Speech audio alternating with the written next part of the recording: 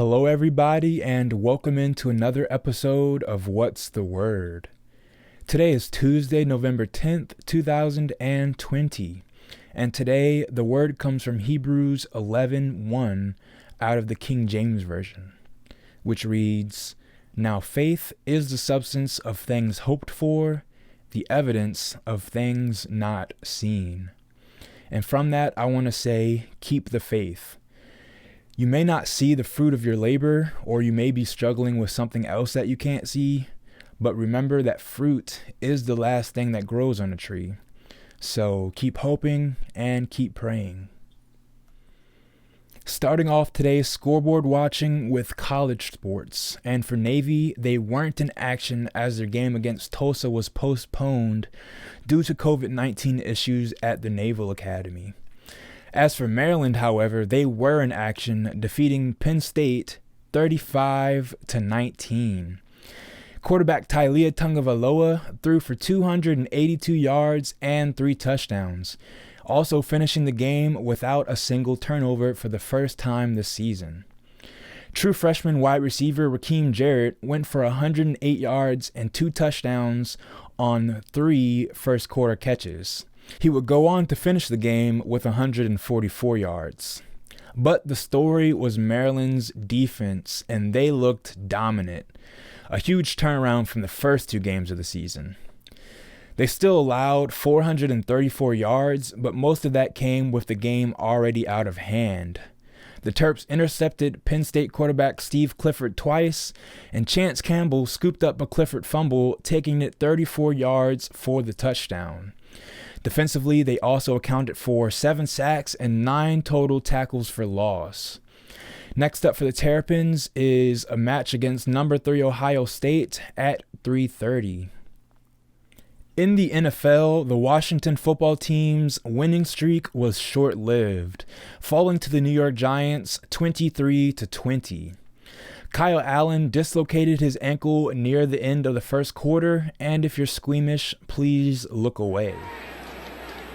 Antonio Gibson, he tries to cut block Jabril Peppers. Jabril Peppers sort of gets over it, and then, as you see, kind of leg whips Kyle Allen at the end there, and oh, that doesn't look good.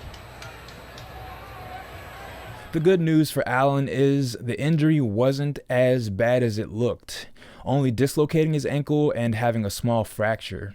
He did have surgery and is expected to miss the remainder of the season. However, head coach Ron Rivera didn't close the door on Allen's return. With Dwayne Haskins inactive, that did open the door for Alex Smith to see his second action of the season, throwing for 325 yards and the touchdown, but 3 costly interceptions as well. I will say the first one wasn't entirely his fault, as J.D. McKissick fell down in the route, but it happened with Washington driving at the end of the first half, and instead of putting more points on the board, they trailed 20-3 at halftime. The other 2 came in crucial drives at the end of the game, and of course Washington fell. I thought Alex was forcing the ball a little bit. Some of them worked out in his favor, specifically Terry McLaurin's touchdown catch. Speaking of McLaurin, he had 7 receptions for 115 yards, and Cam Sims had a career-high day, 3 catches for 110 yards. But it wasn't enough, as those interceptions at the end of the game sealed Washington's fate. Next up for the Burgundy and Gold is a trip to Detroit to face the Lions at 1 p.m. And some news for Baltimore football fans. The team left for Indianapolis once again.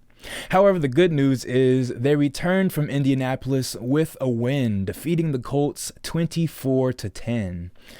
Baltimore's offense, however, struggled once again, only managing 266 yards against a pretty stout Colts defense. Lamar Jackson threw for 170 yards and no scores through the air, but he did add 58 yards on the ground and a rushing touchdown. Running back Gus Edwards also added a score from 1 yard out, but the Ravens were buoyed by their defense, of course. They had a 65-yard fumble return for a touchdown and also intercepted a pass from Phillip Rivers, which led to the Edwards touchdown. But the interception was pretty controversial, and I'll have you take a look at it yourself. In Indianapolis, where the ruling on the field is that of an incomplete pass. After review, we have clear and obvious visual evidence where the defender controls the football, takes 3 steps, fumbles the ball, and then is ultimately recovered by the defense.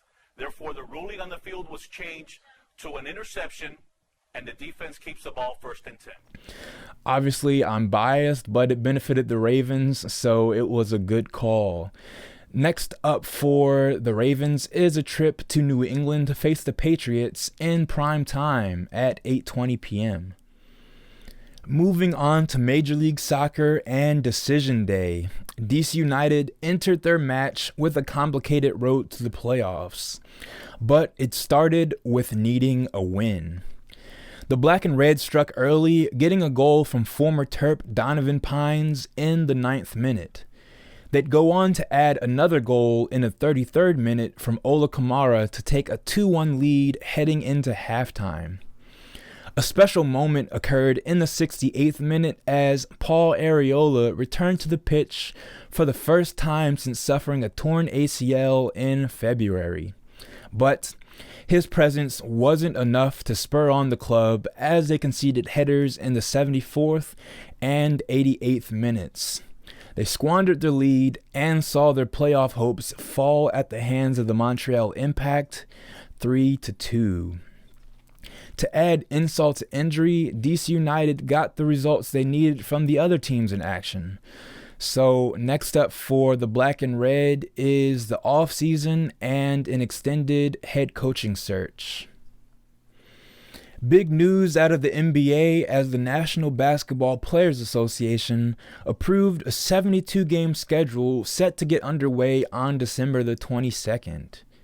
We already knew that the draft was scheduled for the 18th, but some news came with the announcement, as free agency is set to begin on November the 20th at 6 p.m., and training camps will get underway on December the 1st. For the Wizards, that means that whoever they draft will have less than 2 weeks to get ready for camp starting and another about 3 weeks before the season begins. So I think that kind of sways what they do. If they do end up drafting at 9, they'll probably take somebody seasoned like Rui Hachimura last year. So maybe Obi Toppin if he falls. Or maybe they even trade back from 9, acquiring a player that is a seasoned NBA veteran, as well as a later pick in the draft, which could be used on somebody like Sadiq Bey or my guy from the University of Maryland, Jalen Smith. So look forward to the draft happening next week, and yeah, we'll see what happens. Washington National star Juan Soto was in the headlines this week, winning his first career Silver Slugger.